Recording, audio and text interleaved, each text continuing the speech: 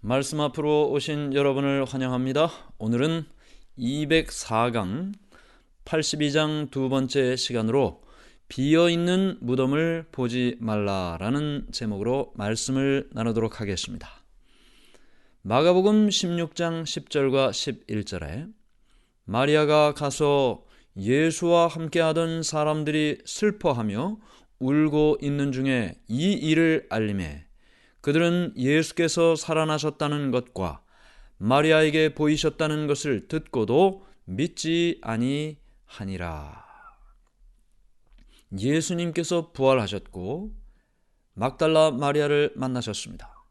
막달라 마리아는 예수님의 시체가 없어진 그 일 때문에 걱정하고 염려했죠. 돌아가신 것만 해도 너무나 슬픈 일인데 예수님의 시신조차 없어졌으니 너무나 마음에 슬픔이 가득했었습니다. 그때 예수님께서 그의 이름을 불러주시고 살아나신 예수님께서 마리아를 만나 주셨습니다. 마리아는 이제 살아계신 예수님을 만났기 때문에 예수님께서 살아나셨다는 이 소식을 제자들에게 알려주기 위하여 달려갔습니다. 그런데 우리가 읽은 말씀처럼 예수와 함께 있던 자들이 슬퍼하고 울고 있을 그때 마리아가 가서 예수님이 살아나셨다고, 무덤 가운데 살아나셨다고, 시체가 없어진 것이 아니고 그가 살아나신 것이라고 그렇게 이야기를 했을 때 그들은 마리아의 말을 믿지 않았습니다. 예수님께서 부활하신 후에 하나님 앞에서 교회에게 줄 선물을 받고 계시는 그 시간에 제자들은 예수님의 빈 무덤을 생각하고 슬퍼 울고 있었습니다.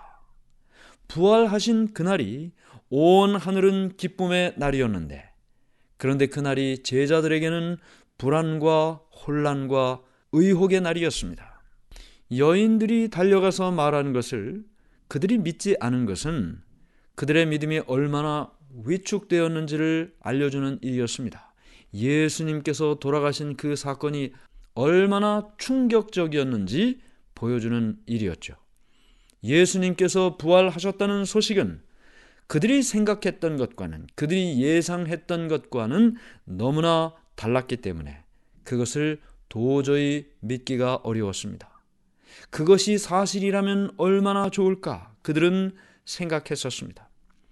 제자들은 당시 제사장들이나 지도자들이었던 사두개인들이 믿었던 교리, 부활이 없다는 그 교리를 따르고 있었고 또 과학적인 이론들을 많이 들어왔기 때문에 죽은 자가 살아난다는 그 일은 도무지 믿을 수 없고 상상할 수 없는 일이었습니다.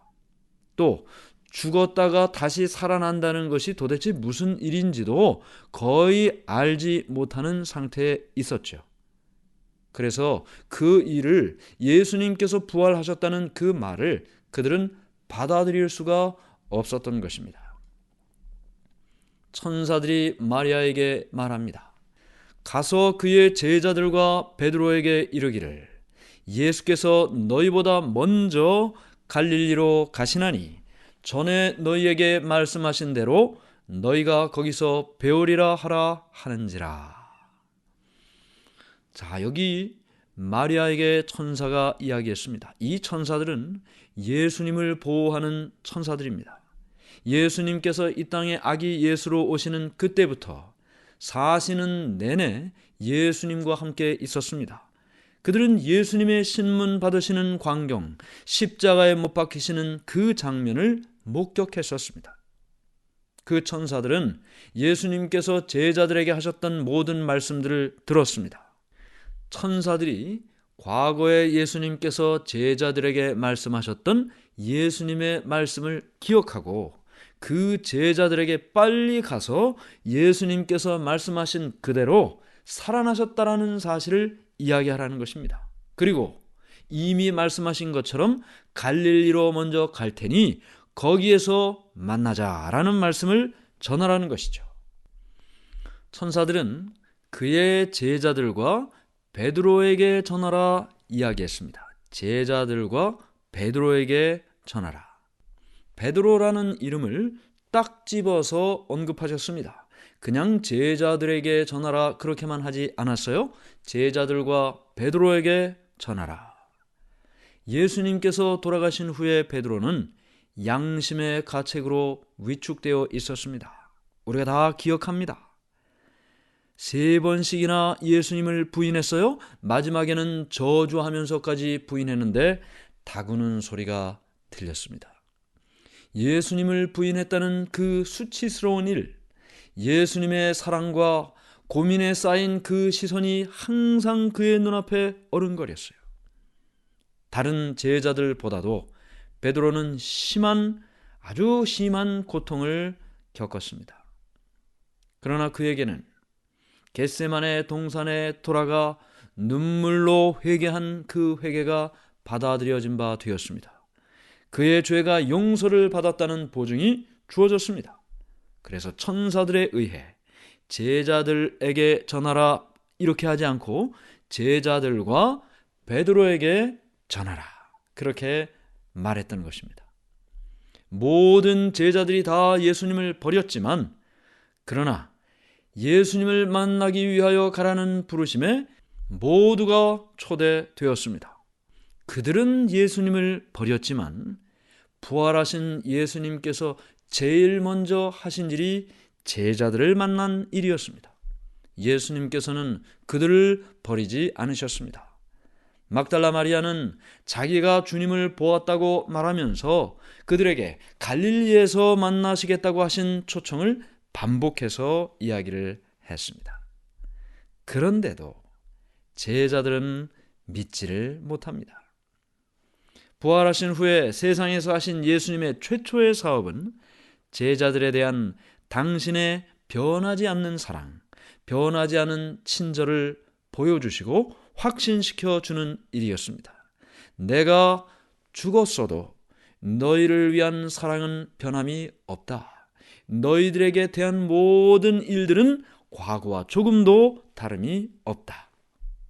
예수님은 그들의 살아있는 구주이시고 무덤의 속박을 깨뜨리신 분이며 더 이상 죽음이란 원수가 당신을 붙잡아둘 수 없다는 증거를 보여주셨습니다.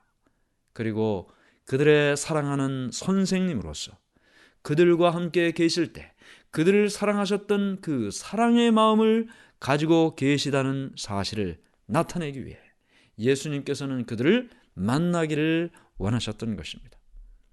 예수님은 사랑의 줄로 그들을 더욱더 가까이 메고자 하셨습니다.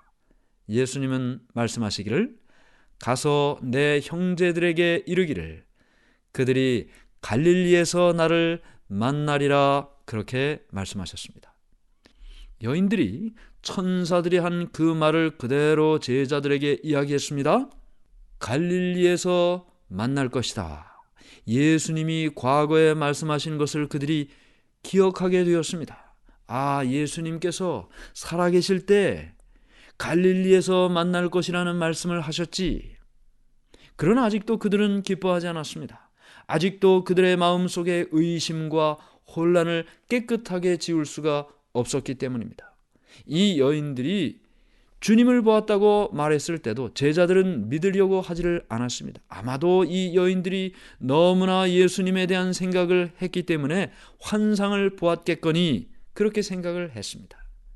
그들의 마음에는 재난에 또 다른 재난이 밀려오는 것처럼 생각이 들었습니다. 바로 그저께 예수님께서 힘없이 십자가에 달려 돌아가신 것을 그들이 보았습니다. 그리고 어제 실망과 절망 가운데 그 안식일을 보냈습니다. 그런데 오늘 예수님의 시신이 없어진 것입니다. 그뿐 아니라 그들은 백성들을 속이려고 예수님의 시체를 도적질해 갔다는 비난을 지금 받고 있습니다. 그들은 자기들에게 불리하게 퍼져나가는 이 거짓 증언조차도 수습할 길이 없는 상황에 빠져 있는 것입니다. 제사장들의 증오와 백성들의 분노를 그들은 두려워했습니다. 과거에 이런 어려움에 봉착할 때마다 그들을 도와주셨던 예수님은 지금 이 자리에 그들과 함께 계시질 않고 있다는 것. 그것이 그들의 마음을 더욱더 불안하게 했던 것입니다. 때때로 그들은 우리는 이 사람이 이스라엘을 구속할 자라고 바랐노라 라는 말을 반복했습니다. 왜냐하면 예수님께 기대했기 때문이죠. 외롭고 상심돼서 이제 그들은 또 이야기합니다. 푸른 나무에도 이같이 하거든 마른 나무에는 어떻게 되리요? 예수님이 하셨던 말씀을 기억했어요. 푸른 나무는 누군가요? 성경에서 나무는 사람을 상징합니다. 푸른 나무는 예수님을 상징했고 마른 나무는 제자들을 이야기했습니다. 푸른 나무 예수님에게도 이같이 하거든 마른 나무인 예수님을 따르는 자들에게는 어떻게 하겠는가? 그들의 사랑하는 선생님이 당하신 운명이 어느 땐가는 그들의 운명이 되리라는 것을 알고 제자들은 다락방에 모여서 문을 굳게 잠갔습니다. 저희가 예수님께서 부활하신 그 일을 알았다면 그 모든 시간 동안 기뻐했을 것입니다. 이렇게 두려움과 혼란 가운데 있지 않았겠죠. 마리아는 동산에서 예수님이 가까이 계신데도 울고 서 있었습니다. 그녀의 눈은 눈물에 가려 예수님을 알아보지를 못했습니다. 제자들은 어땠나요? 그들의 마음은 절망과 탄식에 빠져 천사가 주는 기별이나 예수님께서 친히 하신 말씀을 믿지를 못했습니다. 지금도 그때의 제자들과 같이 행동하는 사람들이 얼마나 많습니까? 사람이 내 주를 가져다가 어디 두었는지 내가 알지 못함이니이다. 마리아의 절망적인 부르짖음을 되풀이하는 사람들이 얼마나 많이 있습니까? 이미 예수님은 부활하셨는데 말이죠. 어찌하여 울며 누구를 찾느냐 하신 이 예수님의 말씀은 많은 사람들에게 해당되고 있는 것입니다. 그분은 저희 곁에 가까이 계시나 눈물로 흐려진 그들의 눈이 예수님을 분별하지 못했습니다. 예수님께서 그들에게 말씀하고 계시지만 그러나 그들은 그 말씀을 깨닫지도 못하고 믿지도 못하고 있는 것입니다. 어쩌면 이 세상의 모든 사람들이 제자들과 같은 그런 삶을 살고 있는지도 모르죠. 예수님이 곁에 계시는데도 예수님을 찾고 있고 예수님이 약속해 주셨는데도 그 약속을 믿지 못하고 살기 때문입니다. 숙여진 머리가 들려지고 흐르는 눈물을 닦고 눈이 열려 예수님을 볼 수 있다면, 그리고 귀가 열려 빨리 가서 그의 제자들에게 이르되 그가 살아나셨다 하고 말하는 예수님의 음성을 분간할 수 있다면 얼마나 좋겠습니까? 큰 돌을 맞고 로마의 인으로 인봉한 요셉의 새 무덤을 더 이상 들여다볼 필요가 없다고 그들에게 말해줘야 되는 것입니다. 예수님은 거기 계시지 않는다. 빈 무덤을 바라보지 말라. 희망도 없고 도움도 받을 수 없는 사람처럼 더 이상 슬퍼하지 말라. 예수님께서는 살아 계신다. 그분이 살아 계시기 때문에 우리 역시 살 수 있는 것입니다. 감사하는 마음과 거룩한 불로 정결케 된 입술로 예수님께서 살아나셨다는 노래를 즐겁게 부르며 살아야 되는 것입니다. 예수님은 살아계셔서 우리를 위하여 간구하십니다. 이 소망을 굳게 붙잡으라. 그러면 그것이 확실하고 믿을 수 있는 닷과 같이 돼서 영혼을 붙잡게 될 것이다. 믿으라. 그리하면 그대는 하나님의 영광을 볼 것이다. 하늘에 계신 하나님 아버지, 오늘 우리는 혹시 제자들처럼 비어있는 무덤을 바라보며 탄식하고 절망하고 자포자기에 있지는 않습니까? 오늘 예수님께서 우리에게 주시는 말씀을 기억하고 빈 무덤 속에서 벗어나 살아계신 주님을 만나는 경험이 우리에게 있게 해 주시옵소서. 갈릴리로 먼저 가신 주님을 그곳에 가서 만나게 해 주시옵소서. 오늘 우리의 마음속에 비어있는 무덤이 아니라 살아계신 부활하신 주님을 보게 해 주시옵기를 예수님 이름으로 기도드리옵나이다. 아멘.